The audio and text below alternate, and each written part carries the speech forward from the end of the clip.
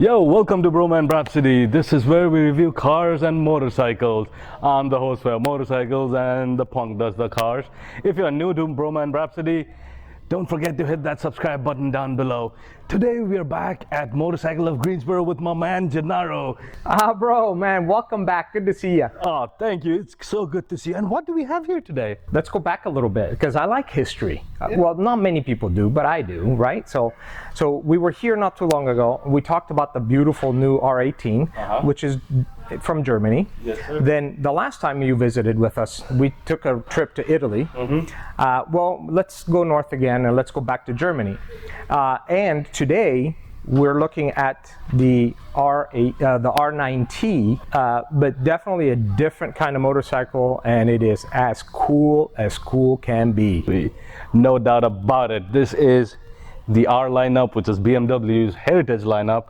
And in today's episode, we're gonna talk about this bike. Professor Gennaro is gonna give us a little lesson.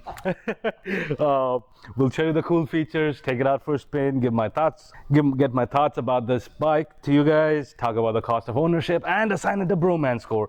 So don't go anywhere. It's me, it's your boy Bro, and I am your Bhroman.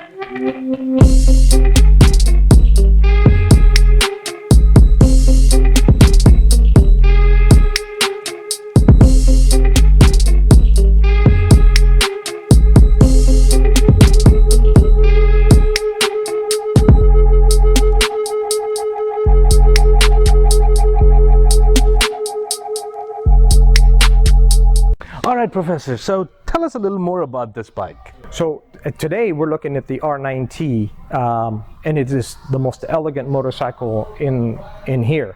But honestly, man, you know, I wouldn't serve you right by sitting here trying to tell you about this incredible motorcycle, because it's a little bit out of my wheelhouse. What it really takes to be able to properly talk about an R9T is someone who owns one, someone who's accessorized his, someone who's taken his on tours, on the racetrack, a little bit of even off-roading, and he definitely commutes to here almost on a daily basis on this very R9T. Oh, wow. So who could it be? Well, it is actually who I call Andrew, the master guru of parts and accessories, who works here with us. Oh, hey Andrew. Bro-man, what's going on? So what can you tell us about the R90? We and the audience are waiting to hear from you. So this is all true. I own an R9T. I love the R9T. This bike is so much fun, and to me, this is a bike that BMW has really designed for one purpose, and that purpose is to let you feel the pure joy of riding a motorcycle. And as we know, bikes nowadays have become pretty specialized. You have track day weapons like the S1000RR, that's a very surgical instrument. You have all-road prowess of the GS series. You have long-distance comfort of the K-bikes. And but the R9T, in my view, is a bike that is designed to do a little bit of everything. And it is a bike that can be whatever you want it to be. So whether this is a cafe racer or a commuter or even a long distance tourer or a bike for exploring, you can make this into whatever it needs to be. Well, there are a few things that stood out to me when I saw this bike for the first time in person here at Motorcycle of Greensboro. The paint scheme on this bike, right? You have the brushed aluminum with this pinstripe logo and then the white color there. It looks beautiful, right? These bikes are beautiful, and this is just a wonderful example of German craftsmanship. You actually have these aluminum fuel tanks that are sanded by hand on a big sanding wheel to get that beautiful kind of brushed aluminum texture.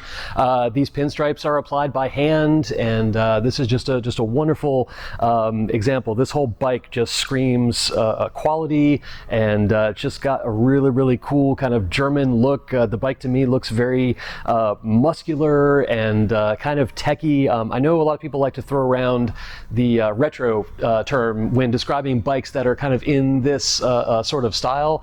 I don't necessarily like to use that word. Retro to me kind of implies something that is old-fashioned or outdated or maybe like a little bit of a throwback. This is an extremely modern motorcycle. This has, BMW quality. This has, very modern fuel injection system, modern suspension components, an awesome Brembo braking system. This year, these bikes have electronic cruise control. They have LED headlights, BMW Motorrad ABS. So, it is a really, really, really modern bike. In the whole retro thing, to me, kind of maybe implies a little bit more of a bike that's a little bit more basic. Bikes back in the 1960s and 70s weren't quite nearly as specialized as they are today. So you kind of rode the bike that you rode, and if you went touring on it, you threw a windscreen on it. If you used it as a commuter, you threw some bags on it. If you wanted to go ride off-road, you put some chunky tires and a high exhaust on it, and that was the bike that you had. So in that way, these bikes maybe are a little bit kind of that retro style of something that's just a very simple, basic motorcycle, but that allows you to customize it to get the most use out of it and really make it yours. So in a lot of ways, this motorcycle can trace its lineage directly back to the R32 of 1923, which was BMW's first motorcycle. And so you've got the horizontally opposed air-cooled boxer twin. You've got the shaft drive. So in a lot of ways, it's kind of that spiritual successor from the bikes of old, and you do have a lot of modern technology on this, but this is about as kind of simple and basic of a motorcycle as you can get from BMW now. But just because it's basic or simple doesn't mean they've skipped on technology, like Andrew just touched upon. This has cruise control, traction control, ABS, cornering ABS, corner braking, adaptive lights, which have cornering lights, shaft drive. This is a boxer engine, about 1200 cc. 1171 cc's, I believe, exactly. So puts out about 110 horsepower, 86 foot-pound of torque. I was so happy when this bike was first announced in 2013, and this part of it was to coincide with the 90th anniversary of BMW Motorrad, which was in 2013. And when they announced this bike and we saw the first pictures, I just said to myself, wow, this is the bike that I would build for myself. If BMW gave me a blank sheet and said, hey, Andrew, build your own motorcycle from BMW, and this is what I would have made. This is exactly what I was looking for. This is the kind of bike that I really wanted from BMW. And the R prefix refers to the boxer motor. So any R series is a boxer. And then like you said, 90 was kind of a play of words on 90. That's how the R9T was born and conceived, and it became so popular after the first couple years that it spawned several different variations. So of course we had the 9T Pure, which is an even more kind of basic, more blank canvas, very customizable model. You have the R9T Scrambler. We had the R9T Racer for a couple of years, and we still have the R9T Urban GS. So there are many different variations to choose from. That kind of give the rider a jumping off platform for how they want to go, how they want to ride. That's a lot of good information. Thank you so much. Oh, my pleasure, Andrew. Yeah. Can you tell us a little bit about Motorcycles of Greensboro? Motorcycles of Greensboro was established in spring of 2019, and we came on the back of Carolina BMW, which was in business since 2001. So we have a long-standing community here of BMW enthusiasts, and so we're a BMW and Ducati dealer. We also sell Zero electric motorcycles and MV Agusta as well. So I would describe our crew here as a small group of very passionate motorcycle enthusiasts. We all own motorcycles. We love to ride, and we are here to help other riders discover the joy of motorcycling and do what we can to get people on bikes and having fun. Thank you, Andrew. The staff here is friendly. They're great. They have a great selection of bikes and gear. Come check them out. I'll put the link in the video description below. If you come here and check them out, tell them the Bhromance sent you. Thank you, Andrew, for having us here and this awesome information that you've given to us. But do you happen to know what time it is? I believe it is ride o'clock. Yes, sir, ride o'clock. Let's go. When you turn on the headlamp, that little BMW logo in the middle lights up too. How cool is that? Now, where else have you seen this headlight? This is a headlight that's very similar on the R18 as well. Now this bike has a 26.6 degree rake angle. Well, what's the rake angle? Draw a perpendicular from the steering mount, follow the fork tube. That angle is the rake angle. Shorter the rake angle, the more nimble the bike is, and larger the rake angle, the more stable it is at higher speeds and such. That's your oil cooler. Here's your boxer engine. Ah, cool. And then on the front you have these Brembo brakes, so serious stopping power with the braided brake lines. On the rear, well, it has a shaft drive. You have the adjustable rear suspension, and it's a knob, so you can twist it one way or the other to adjust it. On the other side you have the exhaust stacked on one on top of the other.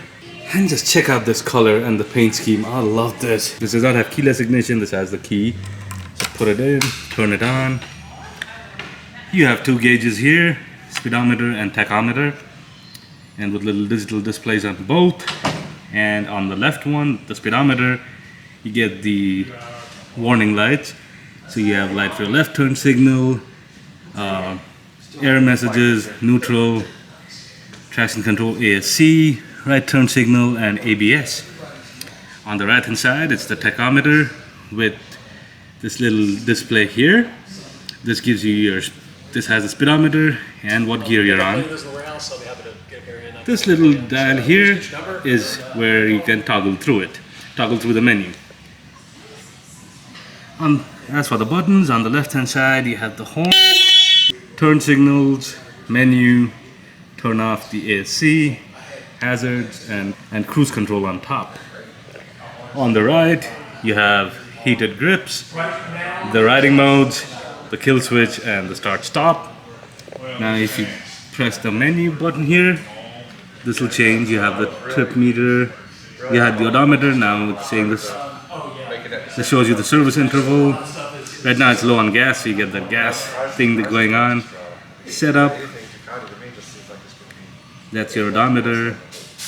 Trip meter 1, trip meter 2, that's how much fuel you have in reserve. Outside temperature and time. Now when you press on the mode button, this changes the riding mode. So right now it's at road, you have dynamic and rain. And these forks in the front are adjustable as well. Let's head out on the road and take it for a ride, shall we? Alright, so let's start off with a couple of U-turns and see how easy it is to maneuver, shall we? No problem at all. Nope, no problem at all. This bike has a 58.5-inch wheelbase, so it's very compact. Not a problem at all. The seating position isn't bad either. I am sitting over the tank. I'm not fully leaned over, but I do have to reach for the handlebars a little bit. But that's not bad. That's not an aggressive lean at all. That's a pretty comfy lean. My legs aren't bent weirdly. This is a nice seating position, and you can lean quite a bit. Ha ha ha! That's awesome. And anytime I ride a bike with the boxer engine, it has a different characteristic to it. It just pulls you to the side, to both sides when you start it up at first, but other than that, it's pretty nice, and I love the sound of the boxer engine. Let me turn down the grip heaters. It was quite hot. So let's go ahead and do our second test. Let's do a pull test.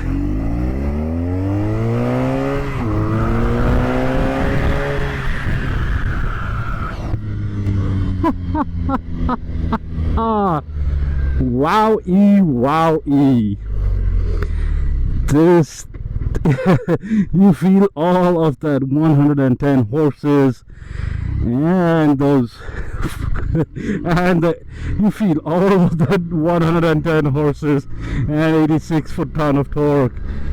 This is a light bike, so it doesn't take much to get this thing moving, and I was in the regular road mode. This is nice. Alright, so now we have it in dynamic mode. Let's see.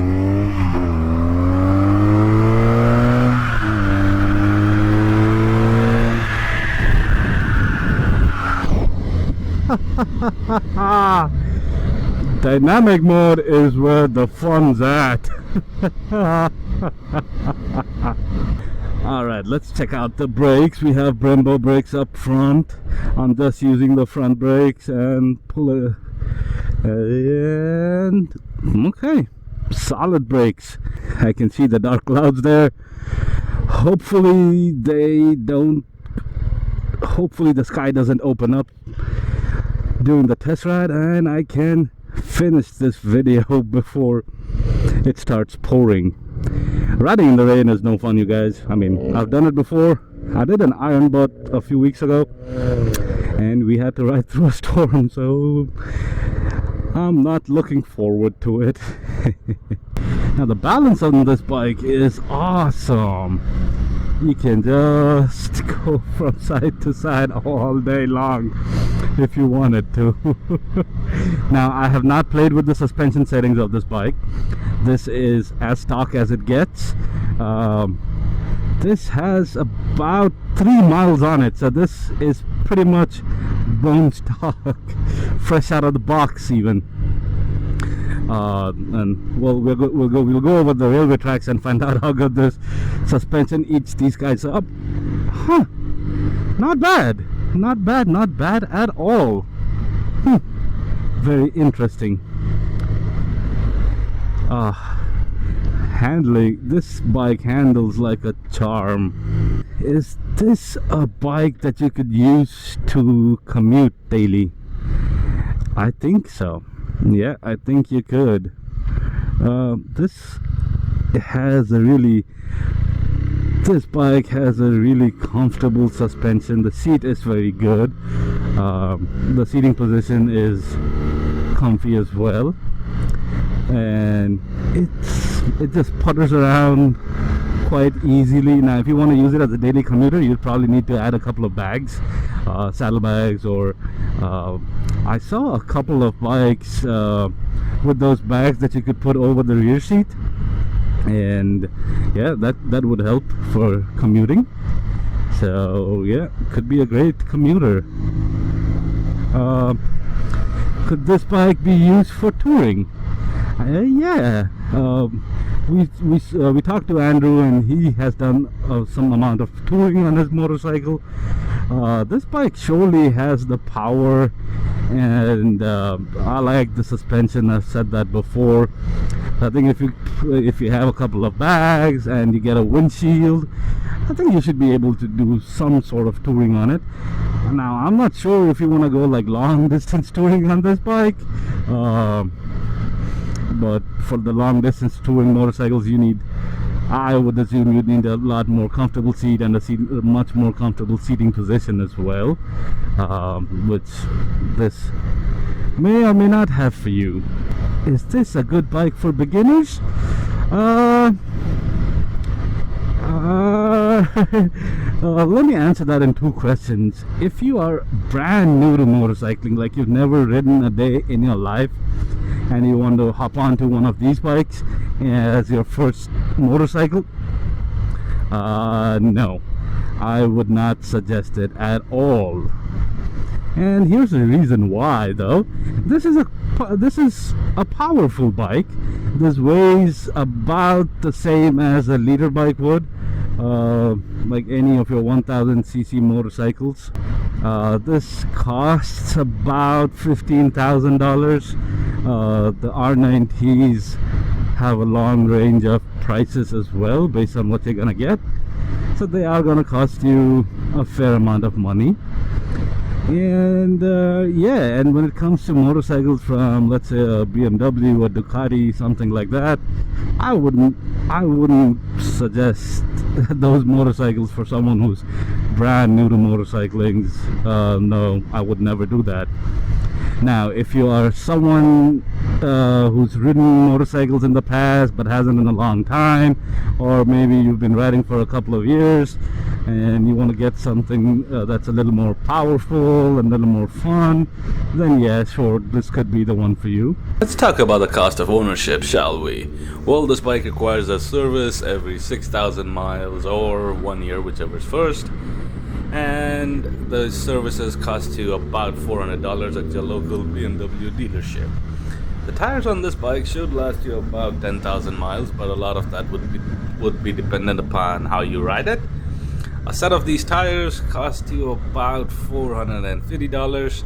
That includes installation. So over a 2-year period, assuming you ride 5,000 miles a year, you would need 2 services and a set of new tires. That gives us a total of $1,250 divided by the number of days. It's about $1.7 a day.